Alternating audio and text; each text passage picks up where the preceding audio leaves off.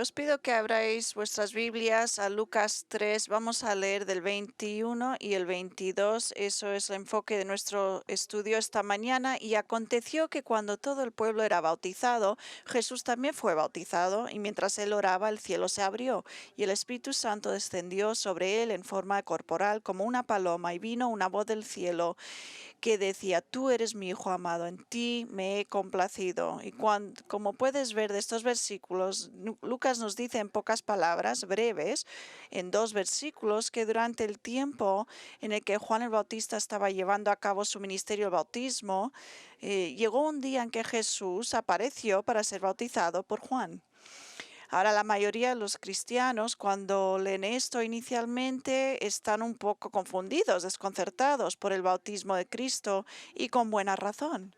Están desconcentrados o confundidos porque saben que el bautismo de Juan fue un bautismo de arrepentimiento, lo que significa que aquellos que vinieron a Juan para ser bautizados por él reconocieron cuán pecadores eran, y cuando se arrepintieron de su pecado, entraron al río de Jordán confesando públicamente sus pecados, mientras que Juan se dispuso a bautizarlos.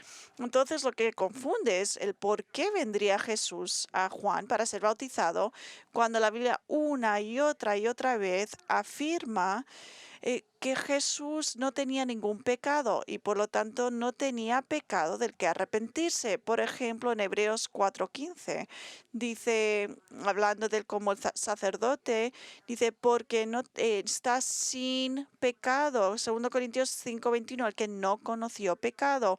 1 Juan 3:5, en él no hay pecado. 1 Pedro 2:22, el cual no cometió pecado. O sea que la Biblia es muy clara. Jesús nunca pecó ni fue capaz de pecar, porque Él es Dios y Dios no puede pecar.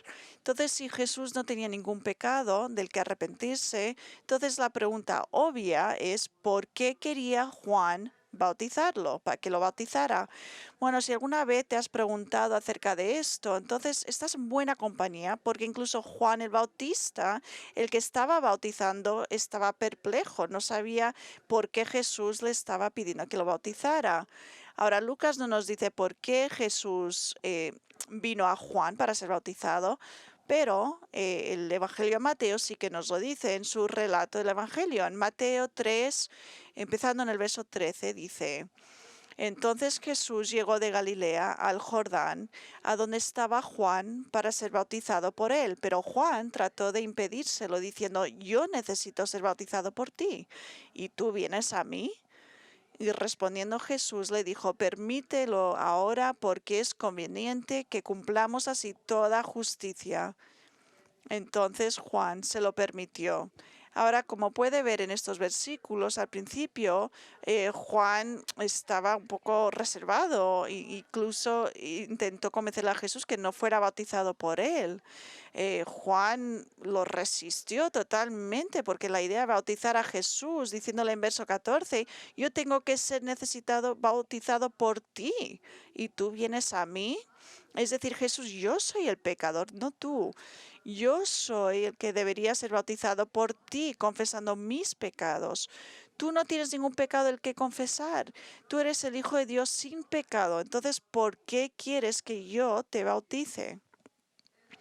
Y en respuesta a su pregunta, Jesús habló y le dijo a Juan exactamente el por qué debía ser bautizado. Y después de escuchar lo que Jesús decía, Juan accedió a bautizarlo, y es por las palabras dichas por Jesús en el verso 15: Permítelo en este momento, porque así nos conviene cumplir toda justicia.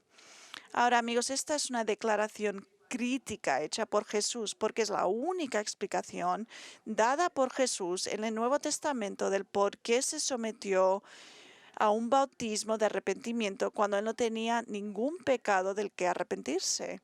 Entonces, ¿qué quiso decir Jesús con estas palabras? Bueno, es útil examinar esta declaración frase por frase para entender la razón por la que nuestro Señor fue bautizado. En primer lugar, observe que Jesús le dice a Juan que permita su bautismo en este momento, lo que es esencialmente significa que aunque no aparezca ser apropiado que me bautices, sí que es apropiado por este momento único. Lo que Jesús está haciendo al ser bautizado está diciendo es correcto, es oportuno, es apropiado para este momento. En segundo lugar, Jesús pasó a decirle el por qué era apropiado, por qué era correcto para que Juan lo bautizara en este momento. Él dijo, porque de esta manera conviene que nosotros cumplamos toda justicia. Ahora fíjate en algo que es fácil de pasar por alto. Mira que Jesús incluyó a Juan en este verso al decir nosotros, para que nosotros cumplamos. No dijo para mí, para cumplir toda justicia, es para nosotros, para que cumplamos nosotros toda justicia.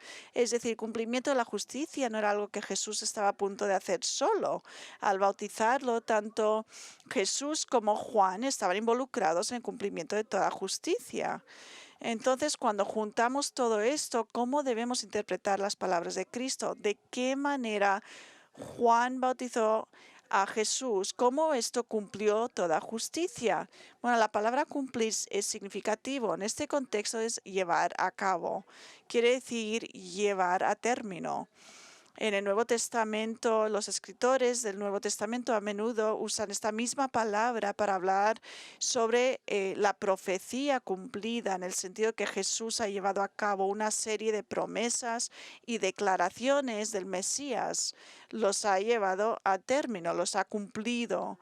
Entonces, según el significado de esta palabra cumplir, sabemos que el bautismo de Cristo tuvo algo que ver con completar la justicia. ¿Pero de qué manera? Bueno, ha habido varios intentos por parte de maestros de la Biblia para tratar de entender cómo el bautismo de Cristo cumple la justicia. Déjame darte un par de las vistas más populares. Una explicación es que al ser bautizado Jesús se estaba sometiendo a la ley de Moisés y por lo tanto él personalmente cumplió toda justicia por su obediencia a la palabra de Dios. Bueno, es cierto que Jesús, mientras vamos estudiando, vamos a ver que Jesús obedeció perfectamente la ley de Moisés, pero el problema con este punto de vista es que ninguna parte de la ley Moisés ordena que alguien se bautice. Como les dije antes, hace unas semanas, el bautismo de Juan era algo nuevo, era algo que sorprendió a los judíos porque el Antiguo Testamento no ordena que se bauticen. Ni dice que se bauticen los gentiles. En ningún sitio vemos eso en las Escrituras. Entonces no hay ninguna ley en el Antiguo Testamento que diga que hay que bautizarse para obedecer la ley. Otra sugerencia de algunos es que la razón por la que Jesús insistía tanto en bautizarse era porque consideraba el bautismo como su iniciación al sacerdocio y por tanto el cumplimiento de la ley justa del Antiguo Testamento. Verás, la ley de Moisés sí que decía en Levíticos 16:4 que un sacerdote era consagrado a su oficio con el lavamiento del agua, que sería un tipo de baño ritual. Por lo tanto, algunos creían que Jesús vio al bautismo de Juan como un símbolo de purificación ritual que se existía como ley para entrar en el oficio sacerdotal. Entonces, este pensamiento es que en este tipo de obediencia él estaba cumpliendo con toda justicia porque es lo que le exigía la ley. Pero sin embargo, hay un problema con este punto de vista también, y el problema es que al comienzo de su ministerio, Jesús estaba entrando en su papel como Mesías, no como sacerdote. Juan el Bautista había estado preparando al pueblo judío para su rey mesiánico, no para su sacerdote. Y además de esto, aunque en el Nuevo Testamento sí que enseña que Jesús es un sacerdote, es nuestro sumo sacerdote, él no era un sacerdote levítico, porque él no era de la tribu del Leví. Y si no eras del tribu, no lo podía hacer. Él era de Judá, por lo tanto, el suyo era un sacerdocio eterno. Que no requería ningún tipo de limpieza ritual, según la ley de mosénica. Entonces volvemos a la pregunta original. ¿Qué quiso decir Jesús con su bautismo cumpliendo o completando toda justicia? Parece ser que la mejor manera de entender esto es que así como los eventos de la vida y el ministerio de Cristo cumplieron las promesas del Antiguo Testamento, también su bautismo cumplió o produjo la promesa hecha por Dios en el Antiguo Testamento. Notar esto, de que Él proveería justicia para sus personas. Verán, la ley de Moisés, Dios estableció un estándar de justicia que ninguno de nosotros podríamos cumplir o podemos cumplir. Pablo dijo que el propósito de la ley era para revelar nuestro pecado, no para hacernos justos. No somos capaces de obedecer todas estas normas justas porque somos pecadores, porque estamos inclinados constante hacia el pecado. Por lo tanto, Dios prometió que Él proveería justicia, es decir, la justicia requerida en la salvación como un regalo para aquellos que creyeran en Él. Y esa justicia es, noten esto, la justicia de Cristo imputada o acreditada a aquellos que creen en Él. Esto fue lo que fue prometido, profetizado por ejemplo, en Isaías 53, verso 11, cuando leemos mi siervo, es decir, Cristo, justificará a muchos. Él justificará. Eso es legalmente declarar a muchos y llevará las iniquidades de ellos. Mira, mientras que la mayoría de los cristianos piensan que solo es la cruz de Cristo es la base de nuestra salvación, porque fue ahí donde Jesús pagó por nuestros pecados, pero también es la justicia de Cristo la que aseguró nuestra salvación. Eh, en la cruz fue donde Él aseguró que nosotros éramos salvados y teníamos, nos veía como limpios delante de Dios. Como dice Phil Johnson, necesitamos más que una pizarra limpia, necesitamos un manto de justicia y es correcto. Y solo Cristo puede proveer eso por nosotros. Esto es lo que dice un teólogo. Si Cristo solo hubiera ganado el perdón de los pecados para nosotros, entonces no mereceríamos el cielo. Nuestra culpa habría sido eliminada, pero simplemente estaríamos en la posición de Adán y Eva antes de que hicieran algo malo. A lo mejor una forma útil de explicar esto es explicar esto mejor es a través de algo que leí de R.C. Sproul en su comentario sobre Lucas. R.C. Sproul cuenta la historia de cuando Machen, un gran auditorio evangelio, fundadores de un seminario teológico, al morir estaba escribiendo un telegrama a un amigo y decía: yo estoy tan agradecido por la obediencia activa de Cristo. Ese término, la obediencia activa de Cristo, no es algo que muchos cristianos están familiarizados con este término. Entonces, Dr. Sproul empieza a explicar lo que significa. Quiere decir, no es un término bíblico en el que está usado en el Nuevo Testamento, pero sí que es un concepto bíblico. Eso es lo que dice R.C. Sproul. Muchos cristianos nunca han oído hablar de la obediencia activa de Cristo y sin embargo es una doctrina extremadamente importante en la teología cristiana. La distinción es entre la obediencia activa a Jesús y su obediencia pasiva. La obediencia pasiva de Cristo se refiere a su voluntad, estar en venir a la tierra y pagar la pena por el pecado, tanto a lo largo de su vida terrenal como especialmente en su muerte sacrificial. Jesús soportó voluntariamente las miserias de esta vida, no resistió a sus verdugos, Él fue pasivo en su recepción de la pena por el pecado como nuestro portador del pecado. En contraste con la obediencia pasiva de Cristo, tenemos obediencia activa, que se refiere a su vida entera de vivir bajo la ley de mosaico, en total sujeción al Padre, obedeciendo activa y voluntariamente todo lo que el Señor Dios le ordenó hacer. Se dijo de él que su comida y bebida era hacer la voluntad del Padre y el celo por la casa de su Padre lo consumía. Ahora, en pocas palabras, más sencillo, la obediencia activa de Cristo significa que mientras estuvo en la tierra, Jesús actuó en perfecta obediencia a la ley mosaica, algo que nosotros somos incapaces de hacer. En nuestro lugar, Él no solamente murió por nosotros, pero Él obedeció por nosotros todos los mandamientos, todos los 613 mandamientos positivos y los 365 mandamientos negativos. Y al hacerlos, Él satisfazo las demandas completas de la ley para una justicia absoluta 100%, justicia perfecta. Y ese es el estándar eh, para nosotros, para que podamos ir al cielo, perfecta obediencia justa a la ley de Dios. Mateo 5:20, Jesús mismo dijo, porque os digo, a menos que vuestra justicia exceda a la de los escribas y fariseos, no entraréis en el reino de los cielos. Otra vez en Mateo 5:48, ustedes deben ser perfectos como su Padre Celestial es perfecto.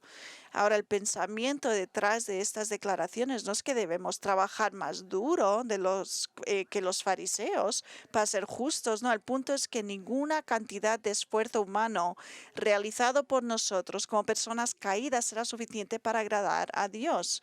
La exigencia de una perfección divina asigna automáticamente a cada pecador a un estado sin esperanza, en perdición eterna, porque considerados por nosotros mismos fuera de Cristo, somos imperfectos. Pero por la gracia de Dios, la justicia que necesitamos nosotros es imputada de la misma manera que nuestros pecados le fueron imputados a Cristo.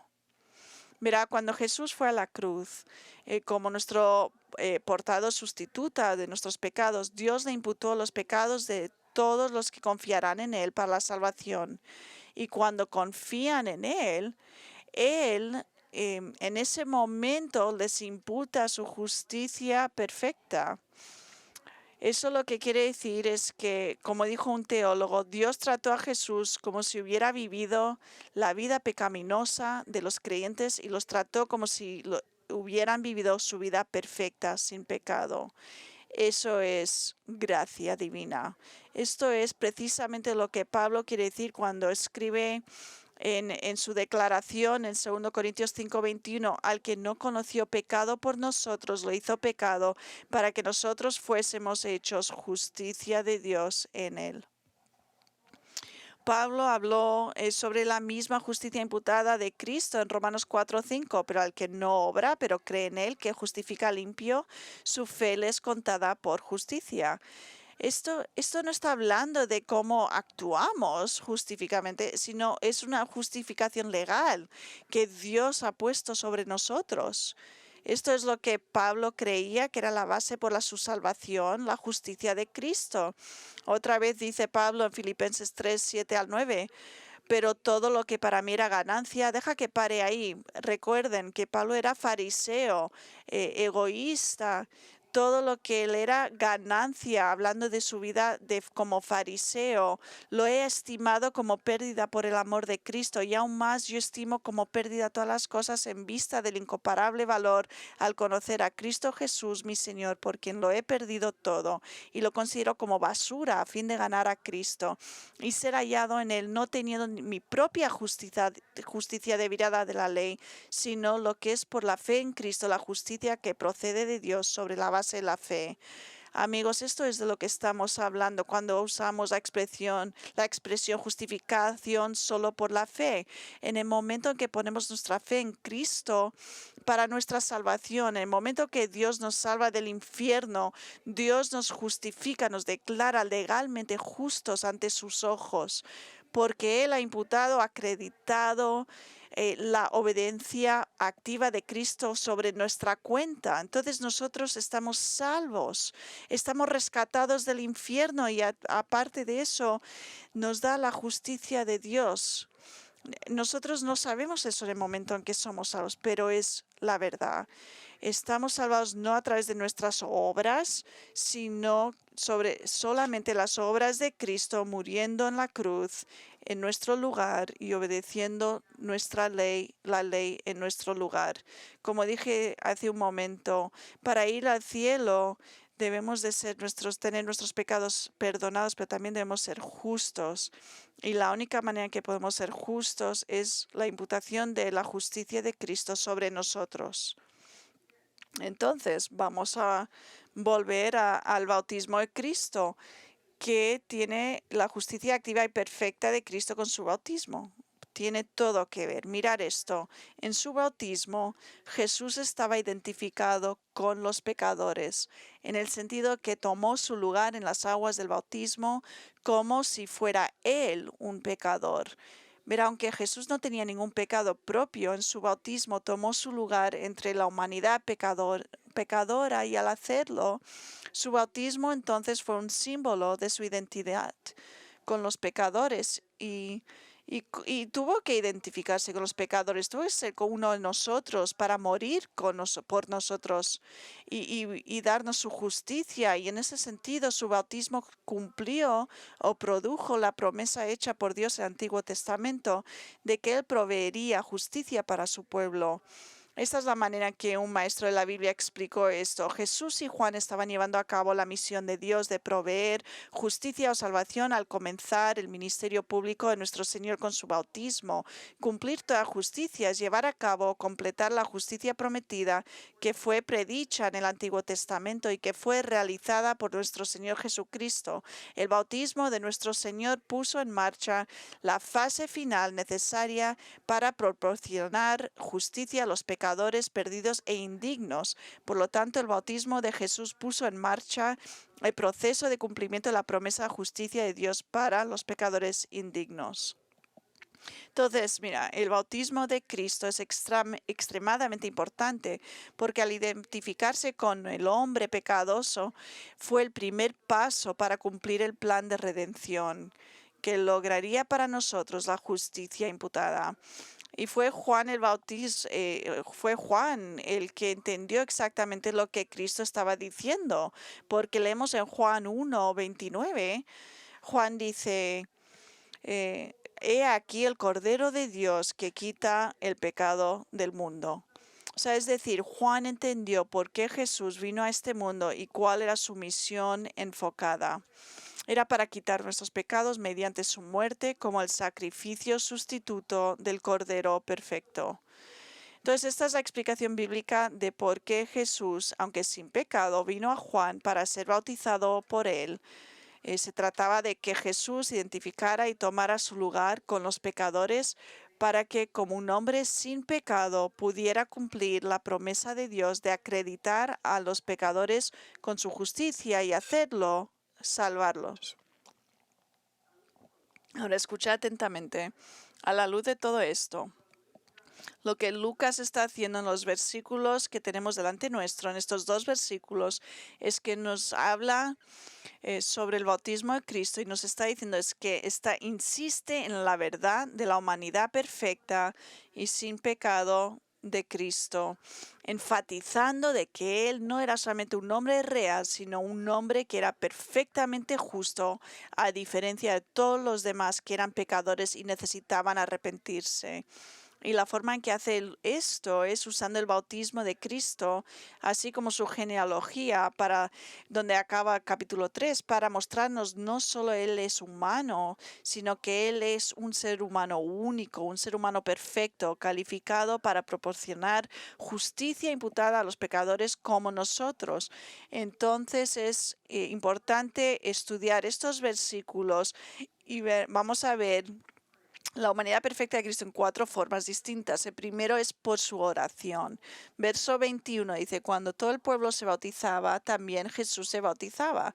Y mientras oraba, se abrió el cielo. Ahora Lucas nos dice que llegó un día cuando Juan el Bautista estaba ocupado en bautizar a la gente y que había un día que vino Jesús también para ser bautizado. Esta es la primera mención de Jesús por parte de Lucas desde que nos contó sobre su visita a Jerusalén cuando tenía 12 años, porque si te acuerdas hasta este punto, capítulo 3, el enfoque estaba sobre Juan el Bautista y su ministerio, pero con la declaración en el verso 20 acerca de Herodes, encarceló a Juan por reprenderlo por su matrimonio incestuoso y adulterio que tenía con Herodías. Lucas esencialmente ha terminado de hablarnos sobre Juan. Luego nos dirá un poquito más, pero el ministerio de Juan se había acabado. Y así, habiéndonos hablado del precursor del Mesías, Ahora Lucas procede a hablarnos de Jesús y de la inauguración de su ministerio público al informarnos sobre su bautismo, y es donde lo vemos en verso 23, donde tuvo lugar a los 30 años. Y así durante los últimos 18 años Jesús ha estado viviendo relativamente en oscuridad en el pueblo de Nazaret, creciendo, madurando en su naturaleza humana, en preparación para su ministerio como Mesías, y ahora ese día ha llegado, cuando él se presenta a Juan pidiéndolo que lo bautice. Y Lucas nos dice que fue mientras Jesús estaba siendo bautizado que él estaba orando. Ahora, aunque los 4 escritores de los evangelios nos cuentan la historia del bautismo de Cristo, curiosamente, Lucas es el único que nos dice que Jesús oró en su bautismo. Pero la razón por la que Lucas nos dice esto es para que nos demos cuenta de que Jesús, siendo humano, dependía totalmente e impecablemente de Dios el Padre, porque eso es lo que hace una persona perfectamente justa. Ora, es dependiente, depende sobre el Padre. Y verá, una de las cosas recurrentes que vemos una y otra vez en el Nuevo Testamento es que durante su ministerio terrenal, él siempre estaba constantemente en oración, pidiendo al Padre, dando gracias al Padre, alabando al Padre, siempre orando. John MacArthur declara las veces que oraba Jesús. Dice, él oró en su bautismo, durante su primera gira de predicación, antes de elegir a los 12 apóstoles, antes de alimentar a los 5.000, después de alimentar a los 5.000, antes de alimentar a los 4.000, antes de confesión de Pedro, de él como el Cristo en la transfiguración, por algunos niños traídos a él, después del regreso de los 70, antes del Padre Nuestro, antes de resucitar a Lázaro de entre los muertos, frente a la realidad de la cruz en la última cena para Pedro en Getsemaní, desde la cruz con los discípulos, él se encontró en el camino de Maús, en la ascensión y supremamente en su oración como sacerdote en Juan 17. Ahora, todas estas referencias a los diversos momentos en que él estaba orando es solamente unos cuantos momentos que vemos donde él oraba, pero sabemos que él oraba siempre y en todas ocasiones. Y lo que aprendemos de esto es que Cristo es nuestro ejemplo de cómo debemos orar y depender sobre Dios para todas las cosas y bajo todas las circunstancias.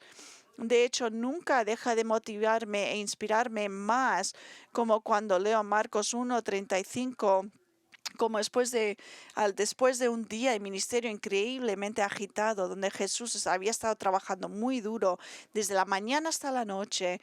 Sin embargo, aunque estuviera totalmente cansado, se levantó temprano al día siguiente para orar con el Padre.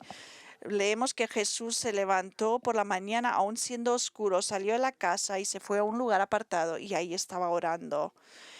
Mirar, incluso después de un día increíblemente ajetreado y largo, Jesús estaba cansadísimo. Vemos que Jesús se levantó temprano mientras los demás dormían para encontrar un sitio apartado donde podía orar sin ser interrumpido. Entonces, ciertamente el ejemplo de oración de Cristo debería motivarnos a orar más, a ser más dependientes sobre Dios, pero sin embargo parecería que el punto principal al que Lucas se está refiriendo al decirnos que Jesús oró en su bautismo no es simplemente para enseñarnos que Cristo dependía del Padre, sino que la oración de Cristo era la oración de alguien que era perfectamente justo, porque toda su vida transcurrió en perfecta comunión con el Padre. Y la evidencia de su justicia perfecta al orar es que Dios siempre contestó sus oraciones afirmativamente. Es decir, Jesús, siendo justo, oraba siempre según la voluntad de Dios. Es decir, que todo lo que Jesús pedía, Dios le respondía, porque lo que pedía siempre era justo, porque Él era siempre perfectamente justo. Jesús nos demostró lo negativo, la verdad negativa en Salmos 66:18. Dice, si veo maldad en mi corazón, el Señor no me escuchará. No me escuchará, no me oirá. Pero bueno, el Padre siempre escuchó y siempre contestó las oraciones de Jesús porque nunca hubo maldad en su corazón, en ningún momento. Pero eso no es algo que ninguno de nosotros podemos decir, porque nuestra experiencia es que hay momentos en que Dios responde nuestras oraciones con un sí. Pero hay otros momentos en que Dios contesta nuestras oraciones con un no. A lo mejor es porque no es el momento adecuado, a lo mejor porque estamos orando por algo que no es la voluntad de Dios, o porque hay pecado al que estamos agarrando en nuestros corazones. O a lo mejor porque nuestra motivación para preguntar está mal, no está bien. Pero con Jesús, porque Él es perfecto, Dios siempre le respondió con un sí. Y Lucas nos dio un ejemplo de esto, ya que procede a mostrarnos una segunda forma en que se ve la humanidad perfecta de Cristo. Primero vimos que fue a través de su oración y ahora lo vemos en el Espíritu Santo descendiendo sobre él. El principio 22 dice, el Espíritu Santo descendió sobre él en forma corporal como paloma. Ahora, el hecho de que el Espíritu Santo descendió sobre Jesús justo después de orar durante su bautismo parecería indicar que el descenso del Espíritu fue en respuesta a la oración de Cristo, porque Él era perfectamente justo y por eso Dios siempre contestaba sus oraciones. Y entonces, ¿por qué el Espíritu Santo descendió sobre Jesús en forma corporal como una paloma? ¿Qué quiere decir esto? ¿Qué es el significativo? Bueno, antes de nada tenemos que volver al verso 21, donde dice, mientras él oraba, el cielo se abrió. Y fue al abrirse el cielo en que descendió el Espíritu. ¿Cómo aparenta eso? ¿Cómo es eso? No lo sé, porque nunca lo he visto. Ni lo has visto tú, ni lo he visto yo. Hemos visto el sol que se pone y que se sube, pero nunca hemos visto abrir los cielos de esta manera, como en el bautismo de Cristo. Pero en Marcos, en donde explica este mismo evento, él nos da un poquito más información. El 1:10 dice, inmediatamente saliendo del agua, hablando de Cristo, él vio los cielos abriéndose y el Espíritu como una paloma que descendía sobre él. Ahora te enseño esto porque la palabra que usa Marcos, que para la palabra abrir, significa dividir o rasgar. De hecho, así es como la Nueva Versión Internacional traduce esto. Vio el cielo dividido, es decir, los cielos se abrieron. Nadie bien sabe exactamente cómo se veía esto. Kent Hughes hace esta sugerencia. Dice, tal vez la escena era como la de Cecil DeMille. Si no sabes quién es Cecil DeMille, pregúntale a tus abuelos. Ellos te lo dirán, pero con las nubes partidas en dos, como si grandes manos las hubieran dividido, produciendo un impresionante destello de luz brillante, seres que se deslizan en la presencia de Dios. En cualquier caso, los cielos sobre Jordán se dividieron sobrenaturalmente en un motivo de revelación dramática conocido por los siervos especiales de Dios, desde Ezequiel hasta Esteban, Pedro y Juan. Tenemos razón para creer que las multitudes también vieron los cielos abiertos y quedaron atónitos. Pensamos esto porque Juan el Bautista aparentemente vio todo. Y mientras los ojos de todos estaban mirando hacia el cielo y viendo esta división magnífica, observaron la cosa más notable que jamás habían visto. Vieron, como nos dice Lucas, el Espíritu Santo descendió sobre Jesús en forma corporal, como una paloma. Ahora, esta es la única vez que la Biblia que nos dice que el Espíritu Santo de Dios tomó la forma de una paloma, por lo que debe indicar algo significativo, y lo hace. Sin embargo, los maestros de la Biblia no están todos de acuerdo en cuanto a su significado. La mayoría piensa que se refiere al hecho de que el ministerio de Cristo se caracterizaría por las cualidades de una paloma, ternura y paz. Ahora, ciertamente, Cristo era tierno y tenía paz, y su ministerio se trata con la paz entre nosotros y Dios.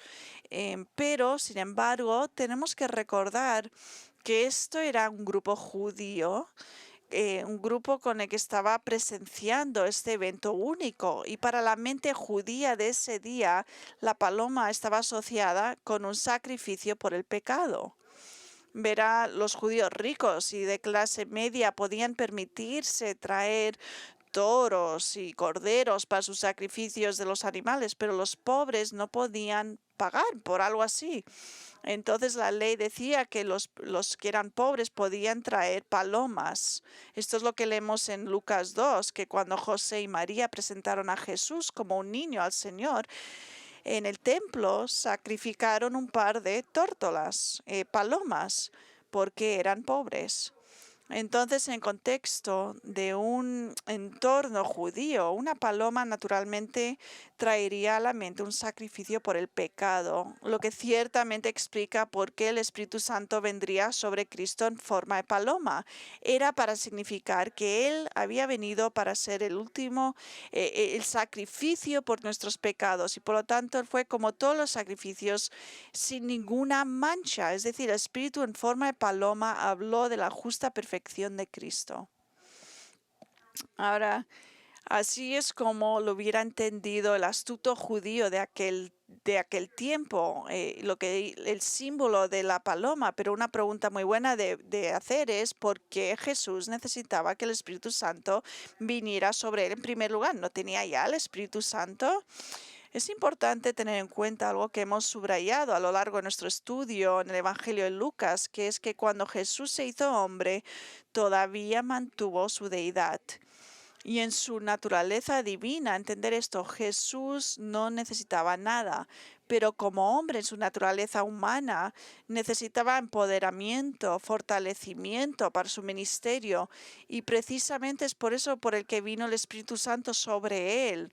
Verá, cuando un profeta o un rey en Israel comenzó su ministerio, fue investido con el poder sobrenatural del Espíritu Santo. Es decir, el Espíritu Santo descendió sobre él y le dio poder para ministrar con eficacia. Entonces lo que nos están diciendo aquí es que al comienzo del ministerio de Cristo, Él también en su humanidad está siendo fortalecido por el Espíritu Santo para su servicio, su ministerio. Y esto es exactamente lo que predijo el profeta Isaías sobre el Mesías y Jesús en Lucas 4, que vamos a leer de aquí a pocos, pero del 14 al 21 dice: Jesús regresó a Galilea en el poder del Espíritu, y las nuevas acerca de él se divulgaron por toda aquella comarca, y enseñaba en todas sus sinagogas, siendo alabado por ellos. Llegó a Nazaret, donde se había criado, y según su costumbre entró en la sinagoga del día de reposo y se levantó a leer. Y le dieron el libro del profeta Isaías, y abriendo el libro halló el lugar donde estaba escrito: El Espíritu del Señor está sobre mí, porque me ha ungido para anunciar el Evangelio a los pobres, me ha enviado para proclamar libertad a los cautivos y la recuperación de la vista a los ciegos, para poner en libertad a los oprimidos, para proclamar el año favorable del Señor.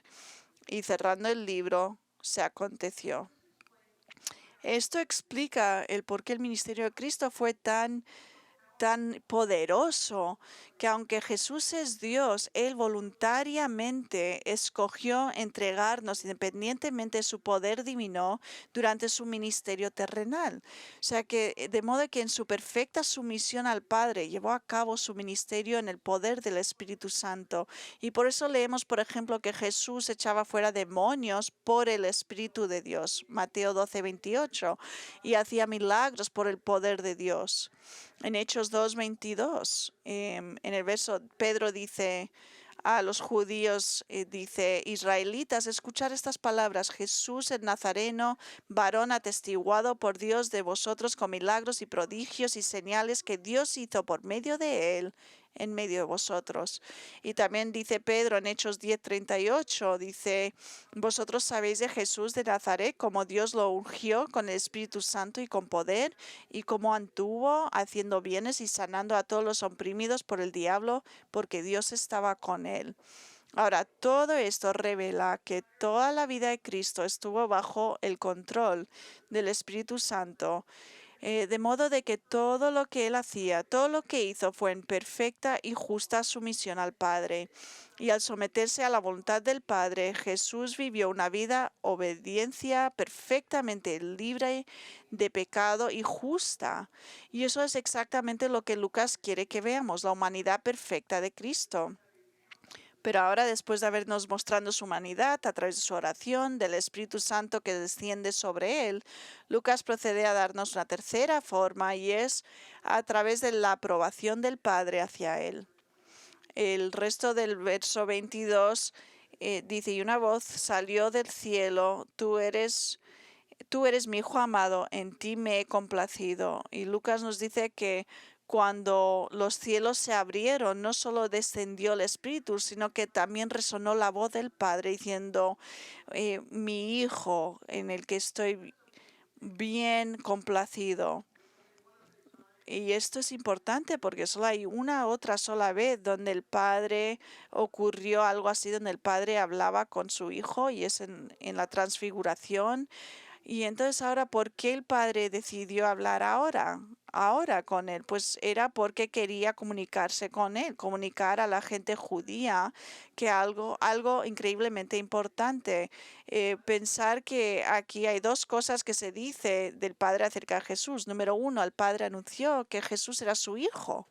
Ahora, el pueblo judío que escuchaba estas palabras estarían muy familiarizados con el concepto en Salmo 2 de que Dios llamando al Mesías su hijo. Todos los judíos de ese día lo sabían, porque en Salmo 2 leemos estas palabras donde Dios les dice a los reyes rebeldes la tierra, pero en cuanto a mí, he instalado mi rey sobre Sión, mi monte santo, de cierto contaré el decreto del Señor, él me dijo, tú eres mi hijo. Entonces, al anunciar en el bautismo que Cristo era su hijo amado, el Padre estaba afirmando que este, ungido por el Espíritu Santo, es de verdad su hijo, el verdadero Mesías Rey. Pero lo segundo que dijo el Padre acerca de Cristo fue que él estaba muy complacido con su Hijo. Esta era la manera que el Padre afirmó y aprobó públicamente a Jesús como el Santo, como el que plenamente agradó porque él era perfectamente justo como un hijo obediente. Amigos, la justicia de Cristo no es un tema menor del que tenemos que ignorar. Debido a su justicia, el sacrificio de Cristo por nuestros pecados fue aceptado por el Padre, porque él no tenía ninguna mancha, estaba sin mancha. Es por eso que años más tarde Pedro escribió con sangre preciosa como de un cordero sin mancha y sin mancha la sangre de Cristo. Y también es cierto que debido a la justicia perfecta de Cristo somos aceptados por el Padre, porque la justicia de Cristo, como he hablado hoy, nos es nos lo pone, nos lo da.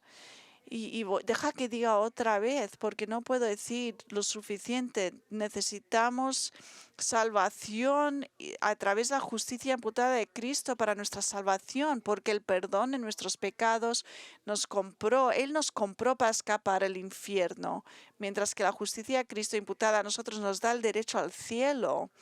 Entonces Lucas nos ha mostrado tres formas en la humanidad perfecta de Cristo: la manera en que oró, que el Espíritu descendió sobre él y que el Padre da su aprobación. Pero hay una manera más donde vemos su perfecta, es en la genealogía de Jesús. Y eso lo vemos del 23 al 38, pero no os pongáis nerviosos porque no vamos a leer todos esos versículos hoy. No vamos a leer ni los 77 nombres mencionados por Lucas. Vamos a ir a comer dentro de poco. Pero sin embargo necesitamos saber algo de esta genealogía porque Lucas la incluyó en su libro por alguna razón. Y tenemos que ver cuál es esa razón. Es importante saber que las genealogías son importantes porque nos dicen quiénes son nuestros antepasados. Ahora, estos días, hay un interés muy grande en quién son los antepasados y queremos saber de dónde venimos, pero en el día de la Biblia, genealogías eran muy importantes y prácticos porque demostraban a cuál de las tribus de Israel pertenecías. Y por lo tanto, qué tierra te fue asignada y a tu tribu. Las genealogías también revelaron que personas judías eran sacerdotes y levitas y también sirvieron como base para pagar los impuestos al gobierno romano, como vimos en el caso de José y María, cuando regresaron a la ciudad de Belén para registrarse en el censo. Pero la función más importante de una genealogía bíblica es que sirvió como una forma en que cualquier persona que afirma ser el Mesías podría probar la legitimidad de su afirmación como descendiente del rey David. Y esa es la razón por la que tanto Mateo como Lucas incluyen en sus relatos evangélicos la genealogía de Jesús.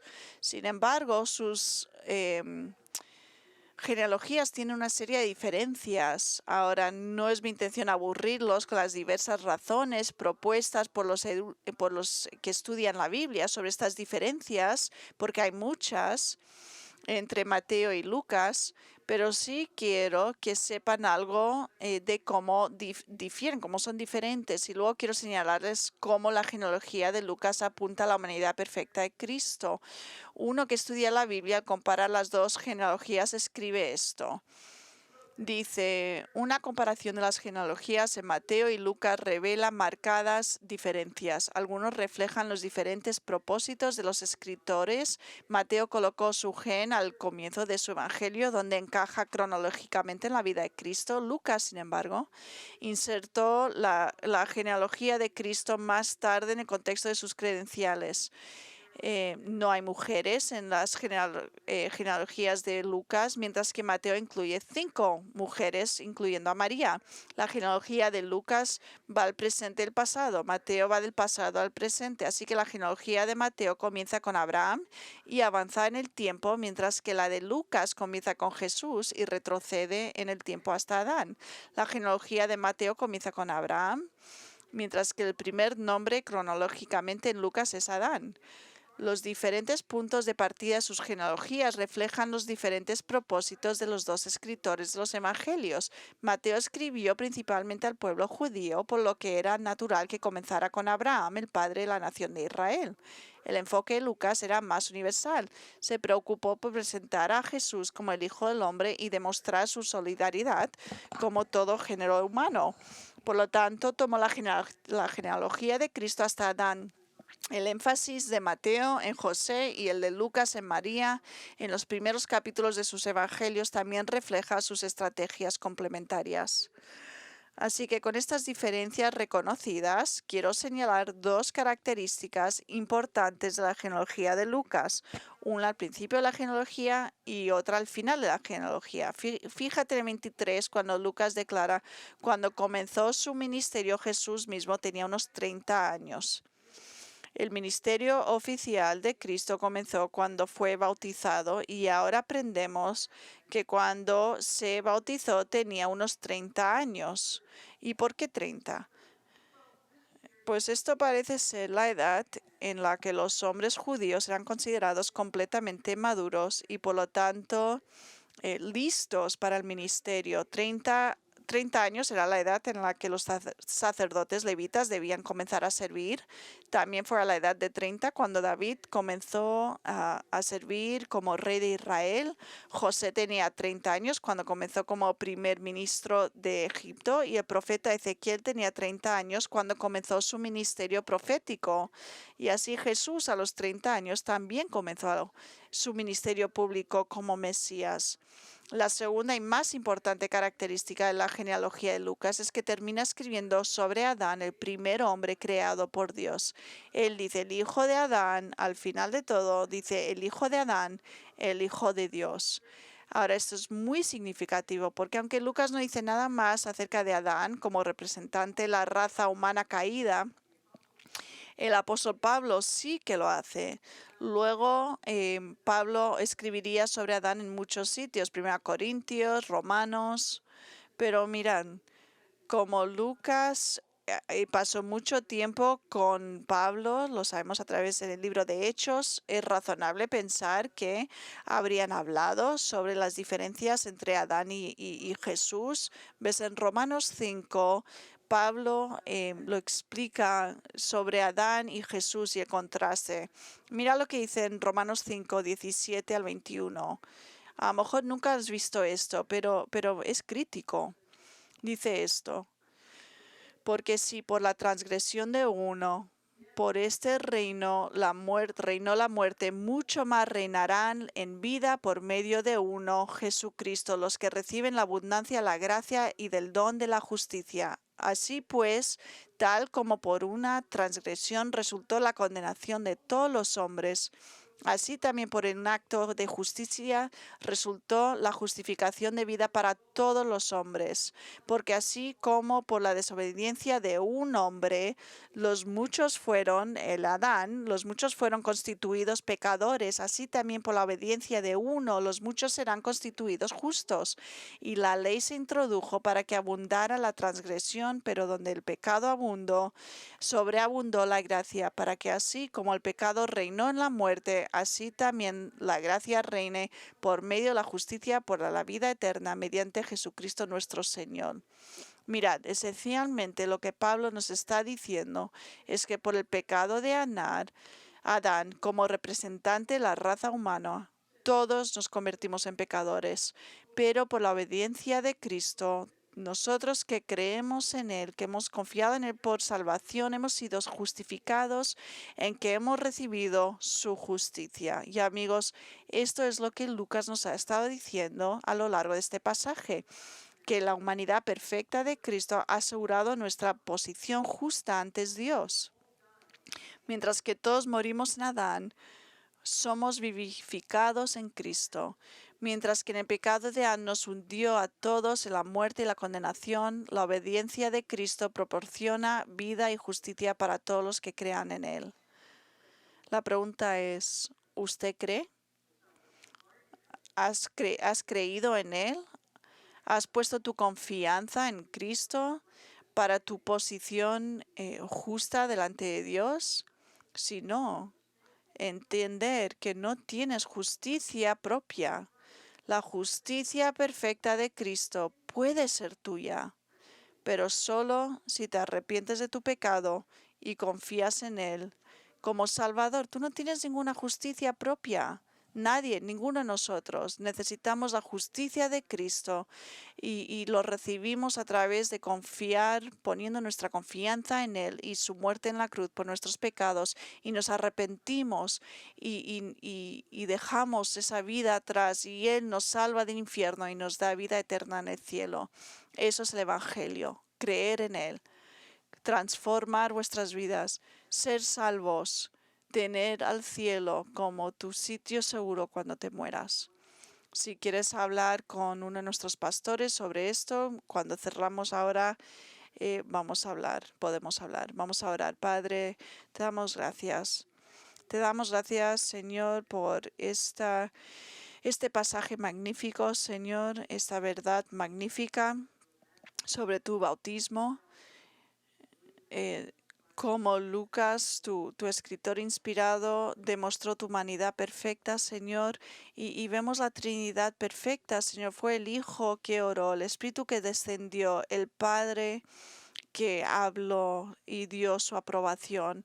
Señor, la Trinidad es tan bella, Señor, y te damos gracias por ella, que esto nos dé profundidad en nuestro entendimiento y nuestra relación contigo, Señor, y lo que has hecho por nosotros. Y Señor, que esto nos dé esa necesidad de tenerte a ti como Salvador, Señor, y como Creador de este universo, Señor, para alabarte. Que pensemos sobre estas verdades, que has muerto por nosotros en nuestro lugar, y por esa razón estaremos eternamente agradecidos. Pedimos, Señor, por aquellos que están aquí, que no te conocen, abre sus corazones, abre sus mentes, haz que vean que no tienen ninguna justicia propia, que van a ir al infierno al menos que se arrepientan sus pecados. Y oramos esto en tu nombre.